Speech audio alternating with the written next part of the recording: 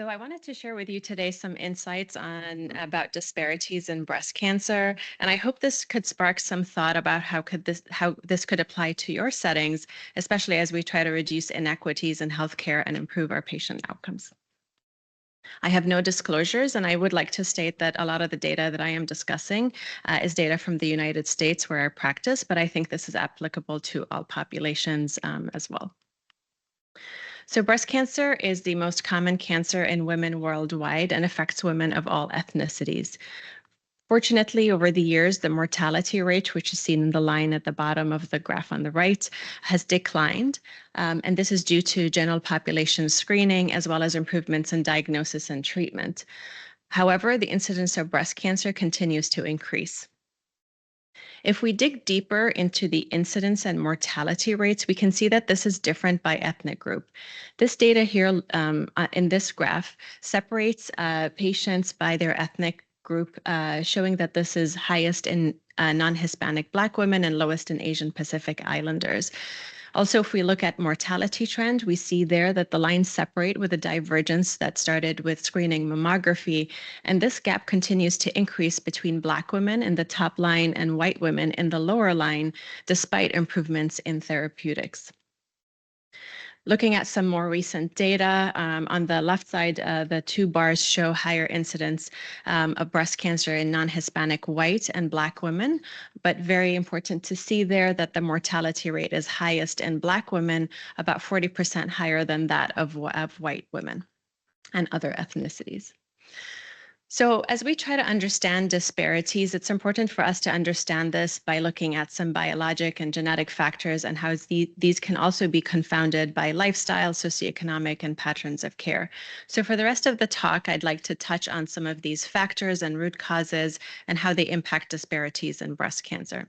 So, starting out with biology, and I'll specifically focus on age and subtype. So, looking at age at diagnosis and ethnicity, in comparison to white women, women of other ethnicities have a higher incidence of developing breast cancer up until the age of 60. Black women in the United States have a higher incidence of developing breast cancer up to the age of 40, but Black women are more likely to die from breast cancer at any age. This disparity in breast cancer incidence in younger Black women is likely due to the higher incidence of triple negative breast cancer in this population. So moving on to breast cancer biology or subtype, these are divided into hormone receptor positive, HER2 positive, and triple negative breast cancer. On the left is HER2 is hormone receptor positive breast cancer, which constitutes the majority of breast cancer type. And on the far right, you can see very striking there in the light blue, a higher incidence of triple negative breast cancer in Black women compared with other ethnicities, and this is double that of white women. Very interesting data that is looking at differences between in subtypes between different ethnic groups. So there is some studies that showed that compared with women that are born in the U.S. that are Black, that women born in East Africa have a much lower incidence of triple negative breast cancer and a lower and a much similar incidence of triple negative breast cancer in women born in West Africa. And this really could explain the migration patterns to the United States and these similarities between these incidences as well. So we cannot look at biology on its own. It's important to understand how lifestyle, patterns of care, and socioeconomic status and factors can contribute to these differences. So for example, Black women are less likely to be adherent to endocrine therapy, and this can be impacted by access to medications, insurance status, as well as some studies showing some higher incidence of side effects to medications leading to stopping medication. Also, as we noted, triple negative breast cancer has a higher incidence in Black women, and treatment advances for this type of breast cancer lag behind. There's a higher prevalence of obesity and comorbidities, less access to care, and with that, some delay in diagnosis and treatment. So moving on to genetics, so about 5 to 10% of breast cancers are related to hereditary mutation. And identifying these women that are determined to be high risk is important as we can institute some prevention strategies, which could include high risk screening, use of risk reducing medication, and use of risk reducing surgery as well. However, minority population, the genetic and genomic data is lacking. There is less testing, and with that, there is a higher rate of finding a variant of unknown significance. A variant of unknown significance, we consider it negative and it's not actionable. When we look at breast cancer genetics and the genes that can be associated with breast cancer, and this graph on the right doesn't show very well, but in the top blue, dark blue, these are highly penetrant genes, and these have a very high risk of developing breast cancer. This includes, for example, BRCA1 and 2. In the light blue are moderately penetrant genes, and in the green there are single nucleotide polymorphisms. So on their own, they do confer a risk, but it is much lower. And these studies that found these single nucleotide polymorphisms have been based on genome-wide associations that come from women of European ancestry, which do not represent the world population very well. So it's important to take that into consideration. These single nucleotide polymorphisms, when you group them together to get a polygenic risk score, can contribute to assessing risk well. There is some underrepresentation of minority groups in national databases, and this can impact some of this studies using genetic and genomic data. So as mentioned previously as well, there can be some delay in access to care or lack of access to care. As well, Black women are less likely in the United States to undergo genetic testing and counseling, as well as other minority groups. And this lower testing rate can lead to, as I mentioned, a higher rate of variant of, but also a lower probability of detection and prevention strategies, less likelihood to be enrolled in BRCA trials, as well as receiving treatment, for example, PARP inhibitors for BRCA gene mutation carriers if we do not understand their status. And then if we do identify women with genetic mutations, studies have shown that follow-up care is also lacking. So there are lower rates of bilateral salpingo-oophorectomy among Black women compared with non-Hispanic white women that have gene mutations, such as the BRCA mutation. As well, there is lower rates of family disclosure when there is a positive finding with genetic testing among minorities. So all of this information is important to keep in mind. As I mentioned, assessing risk is important as we can institute some prevention strategies with that as well.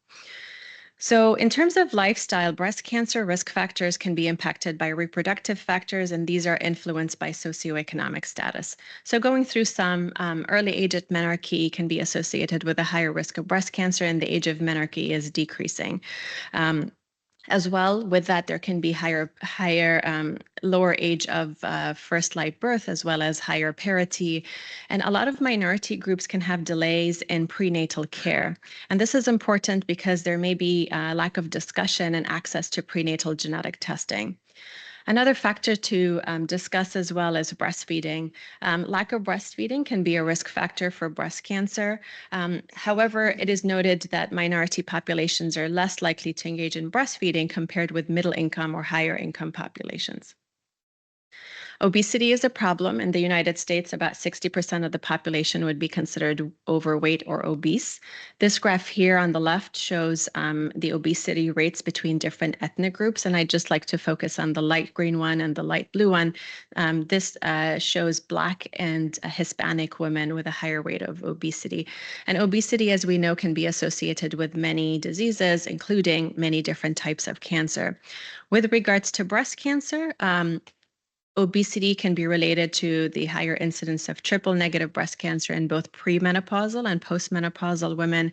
And in postmenopausal women, obesity can be associated with a higher risk of hormone receptor positive breast cancer. And certainly studies have found that exercise can be protective. So this is something that we can also discuss with our patients. So moving on, race is a social construct. So we cannot discuss risk factors without evaluating this in the context of social determinants of health. And one of the things I wanted to point out is neighborhood effects.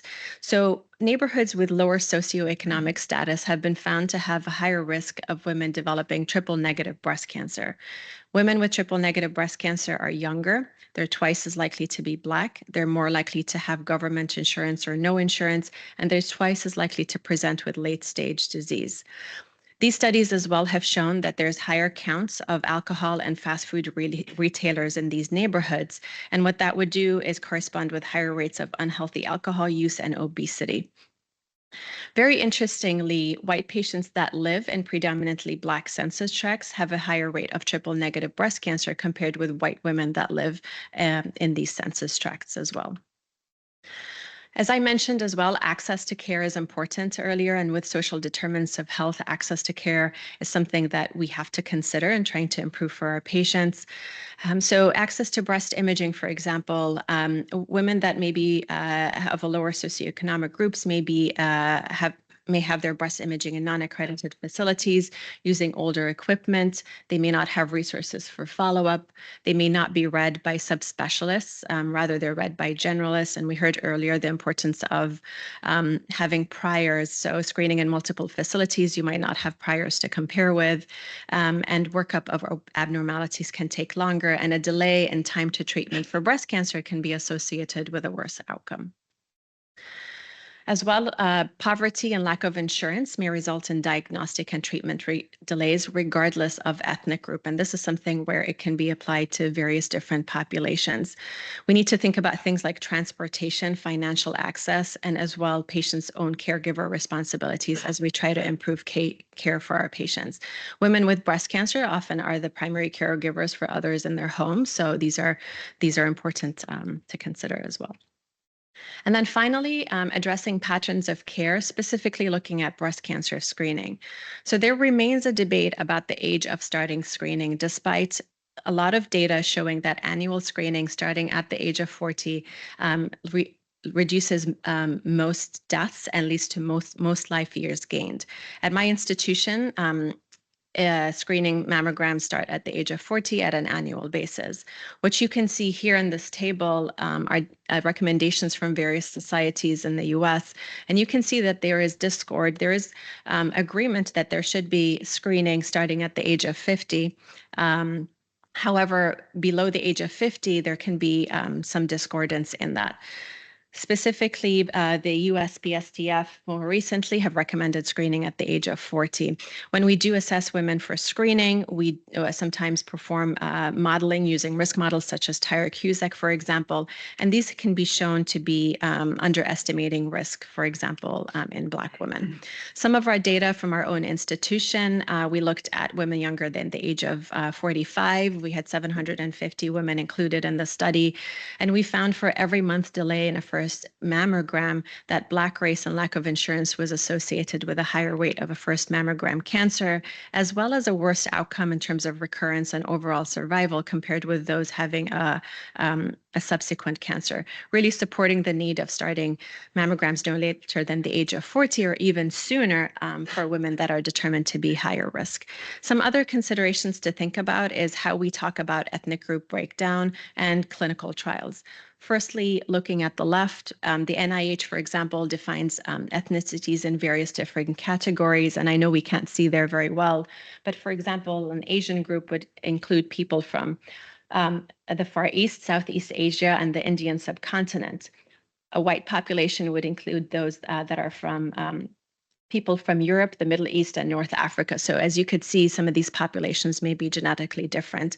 And looking at some data of incidence of breast cancer in the Middle East and North Africa, this is significantly lower age of diagnosis compared with a general white population.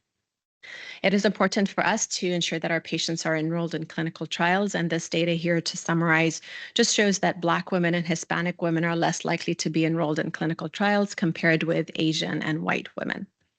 So what can we do when we get back to work on Monday? This is something that we can all apply. If we are enrolling in any studies or any clinical trials, it's important to raise awareness about patient enrollment so that we can achieve some diversity. It is important to provide education to our patients in multiple languages or in a manner that is suitable to them. It is important to think about technology, transportation, and really involving the patient in their care from the beginning, and improving awareness and going to where the patient is to try to give this information and provide information about lifestyle and impact. So finally, I know this is a lot that important, and this can be confounded by other lifestyle patterns of care and socioeconomic status. So we can continue to decrease mortality from breast cancer if we address these situations to try to improve prevention, detection, and treatment for all women, as well as really think about risk-based screening for breast cancer, and really think about other things like genetic counseling, testing, risk-reducing interventions, and other resources that we can support our patients and their communities. Thank you all for your time, and I'm happy to take any questions.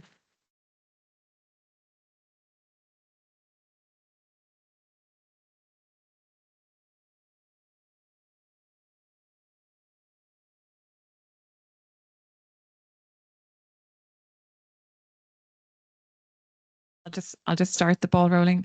Thanks for a great presentation, Zahraa. I think you've really very much screening.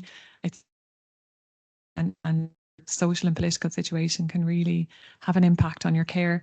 I suppose you're coming from a US environment, so how do you think the current politics is going to affect healthcare? Wow. Let's just keep this interesting. Well, I think altogether, I think we need to, the main thing here, as you could see, is that we need to provide access to care. We need to provide care that is equitable. We need to address these barriers. So a lot of times how I like to think about things is that we look at things from the patient's shoes. A lot of times we go with our day-to-day and ask the patients to come back without thinking about these situations, about how can they access care. And as well as you would know, there's various different settings and institutions in the US and various different practices. So compared with a public system like, we have here in a public-private system, it's a little bit different in the United States. So it is a bit challenging, and really seeing how, obviously you're asking about politics, how this would go really would impact how the population may get treatment or have difficulty accessing care. Yeah. I have got a question. That's fantastic talk. How do you manage to allocate funding or get funding for the strategies that you use to help patients, particularly with follow-up care, overcome the sort of social barriers? Yeah, I think each institution would have their probably own ways of reaching that. We do connect our patients with our social workers. We do have opportunities for arranging transport for our patients as well. There are various different services that we can look into for them, whether it's within our cancer center or within the institution. Fortunately, where I work, there's a lot of effort to try to improve care in our community. So there is a lot of internal funds that we can apply for to try to improve patient education, try to do various different initiatives to work on that and really support the community in Cleveland as well.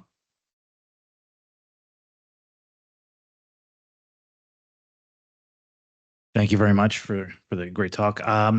Since we're an international community here, I know at least in the United States, studies have shown there's a distrust amongst the African American community to participate in clinical trials because of the ski trials and other things.